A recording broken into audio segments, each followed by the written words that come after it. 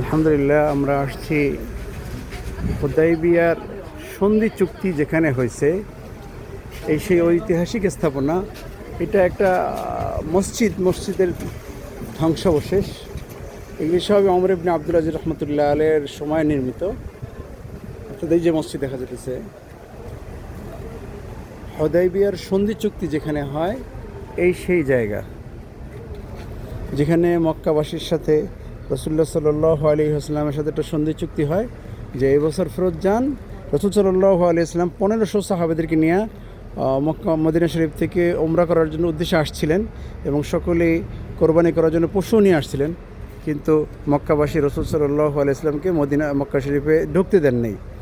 এজন্য এখানে রাসূল সাল্লাল্লাহু আলাইহি ওয়াসাল্লাম অবস্থান করেন, মক্কা ঢোকার অনুমতি চান, কিন্তু কাফেররা রাসূল সাল্লাল্লাহু আলাইহি ওয়াসাল্লাম সাহাবা একরাম থেকে মক্কা ঢোকার অনুমতি দেয় নাই।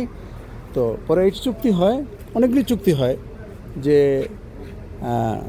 এই বছর আপনারা ফেরত যান, আগামী বছর আপনারা ওমরা করতে আসবেন, আর যারা ইসলাম গ্রহণ করবে তারা যদি আপনাদের মদিনা শরীফ যায় তাদেরকে ফেরত দিবেন, আর কেউ যদি কোনো মুসলমান যদি কাফের হয়ে যায় তাহলে তাকে আমরা ফেরত দিব না। তো এরকম অনেক এমন চুক্তি হয় যেগুলি মুসলমানদের জন্য মেনে নেওয়াটা বড় কঠিন ছিল। ওমর রাদিয়াল্লাহু তাআলা অস্বাভাবিক হয়ে গেছে। তখন ওমর রাদিয়াল্লাহু তাআলা এতটা অস্বাভাবিক হয়ে গেছে যে সন্দেহ লাগছে যে রাসূল সাল্লাল্লাহু আলাইহি ওয়াসাল্লাম সত্যি নবী নাকি। তো এই জন্য জীবন ভরের আফসোস করছেন যে কেন আমি এতটা কঠিন হয়েছিলাম।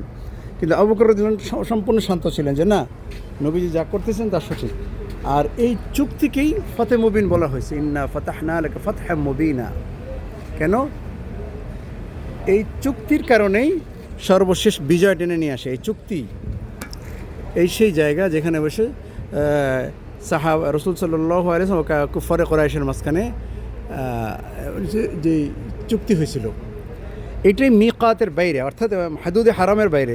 হাজিরা এখান থেকে এই যে মসজিদ হাজিরা এখান থেকে ইহরাম বাঁধে, আর এখান থেকে দূরে আছে বীরে হুদাইবিয়া। এই কূপকে কেন্দ্র করে সাহাবা একরাম এখানে অবস্থান করছিলেন, রাসূল সাল্লাল্লাহু আলাইহি অবস্থান করছিলেন। সেটা সামনে দেখব। আর এটা হলো সেই স্থাপনা যেখানে চুক্তি হয়েছে, এবং এটা একটা মসজিদ, কিন্তু এখন নামাজ হয় না এখানে।